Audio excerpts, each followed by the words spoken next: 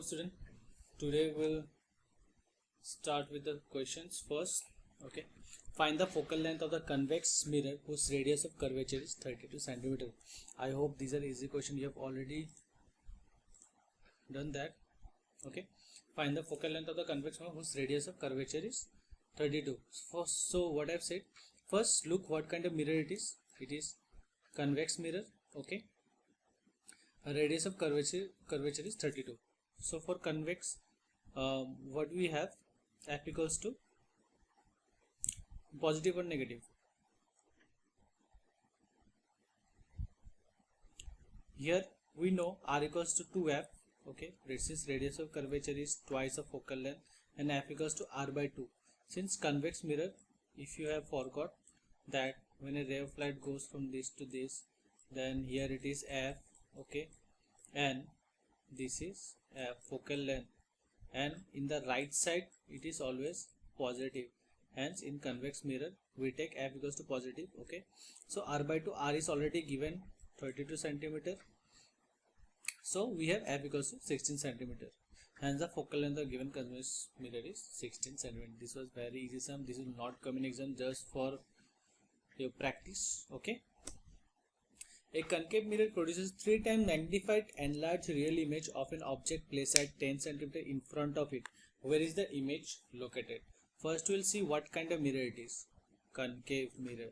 So we know that here f is negative. 3 times magnified. So m equals to 3. Real image. M equals to negative. And object is 10 cm in front of it. So we have 3 things. Since it is concave mirror, we have f negative.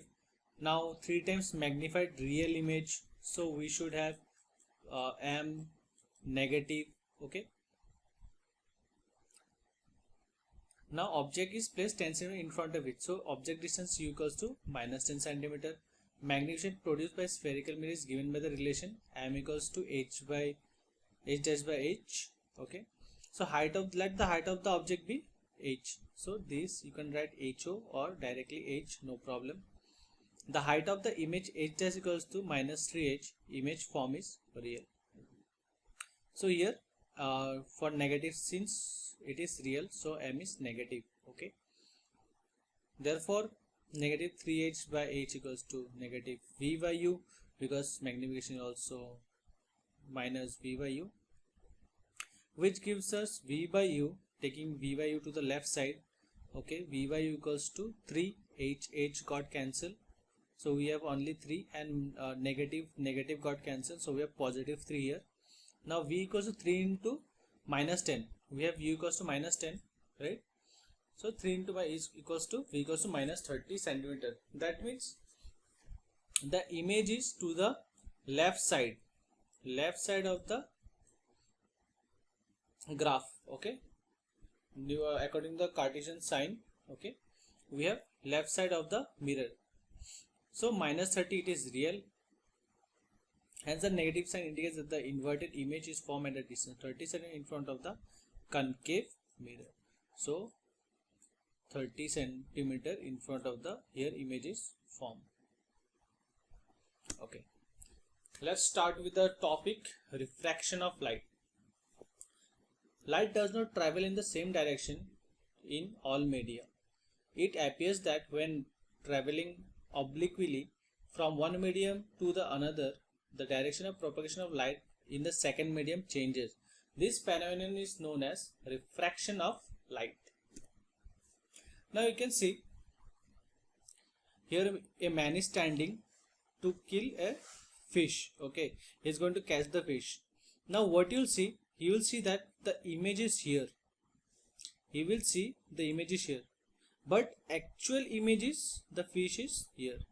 So what you have to do, you have to directly throw the arrow here. Okay, in this direction, then only he can kill the fish.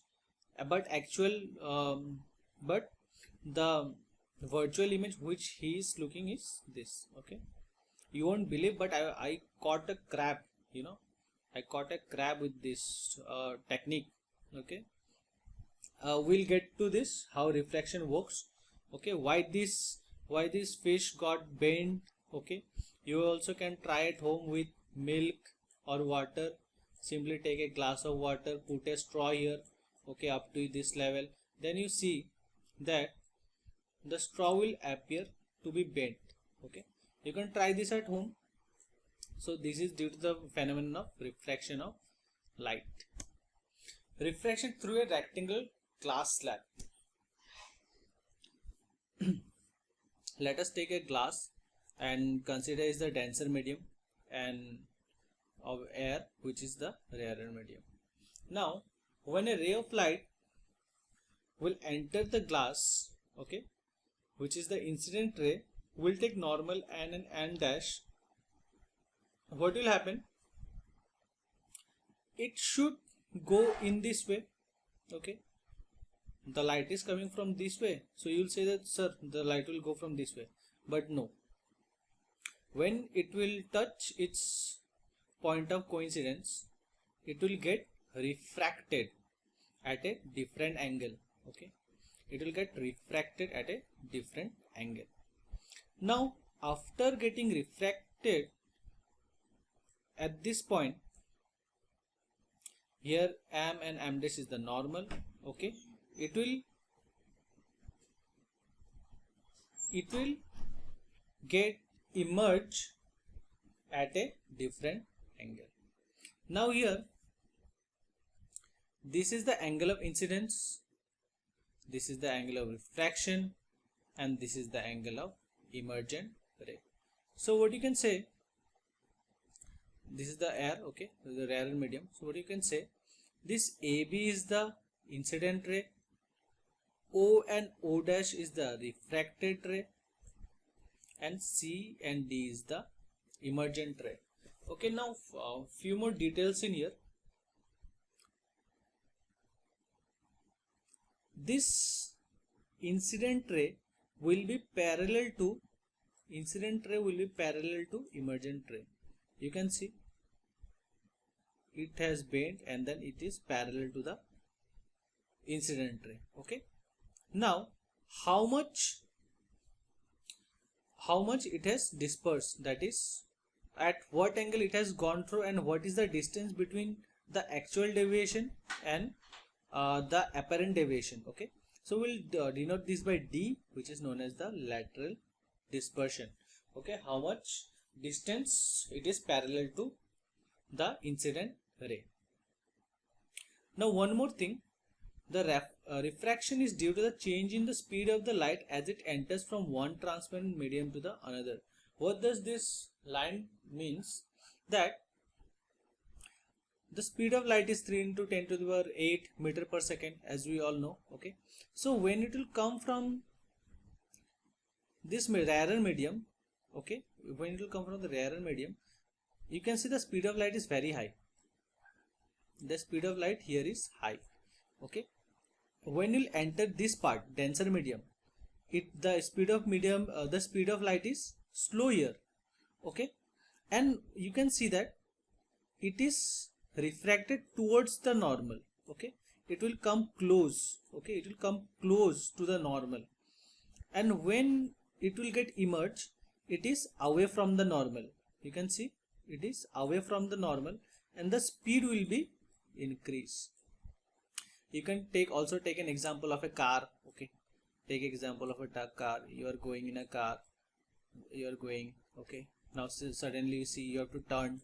Okay, then you have to apply brakes. Okay, you have to stop, or suppose you got something muddy road here, so you have to apply brake here and go slow. So this medium is that mud, the light will come very fast here and give a brake, and again it will go slow. It will reach here, and when you will cross the mud road, what you will do? What boys generally do? 100 kilometer per hour. Oh my god. So vroom, and it will go away. So when there is speed, obviously it will deviate more from the normal. So do not drive your bike at very high speed. Go slow. Save life. घर पे mummy papa का ख्याल रखो. Okay, that was a very good dialogue. Okay, now let's move to the next law, laws of refraction of light. So what does our first law says? The incident ray, the refracted ray and the normal to the interface of two transparent media at the point of incidence all lie in the same plane. The second point is the ratio of the sine of angle of incidence to the sine of angle of refraction is constant for the light of a given color and for the given pair of media. Okay, so we'll get to the second point now. The second point is also known as the Snell's law of refraction. So what does Snell's law states? It's the law states that the ratio of sine of angle of incidence to the sine of angle of refraction is a constant for the light of a given color and for the given pair of media. If I is the angle of incidence and R is the angle of refraction, then sin I by sin R equals to constant. Here the degree should be less than 90 and greater than 0 degree. This constant value is called the refractive index of the second medium with respect to the first. This constant is called the refractive index. Okay, just let me give you a recap. This is the incident ray. Okay, now this is the refracted ray R. So this I should not be greater than 90 degree. See, if I is greater than 90 degree, so these have to come from this side, which is very impossible. Have to cross this side, less than 90. If it is equals to 90, it will go directly from this side. Okay, no refraction will take place.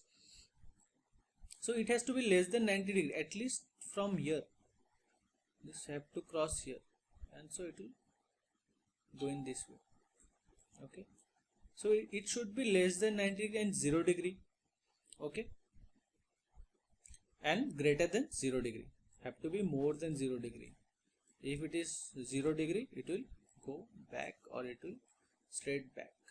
Okay, this constant value is called refractive index of second medium with respect to the first. So if it is, so everyone knows trigonometry, what is sine 45 degree, then if the angle will be sine obviously 35 degree, okay, or 30 degree, correct. So in this way, sine 40 1 by root 2, sine 30 is half. So in that way you can find the answer. Okay, we'll get the values. Now let's come to the next topic, the refractive index.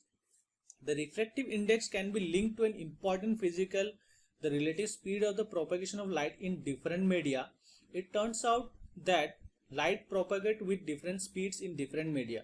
Light travel faster in vacuum with speed of 3 into 10 to the power 8 meter per second. Please by heart this statement. What is the speed of light? Okay, speed of light is 3 into 10 to the power 8 meter per second.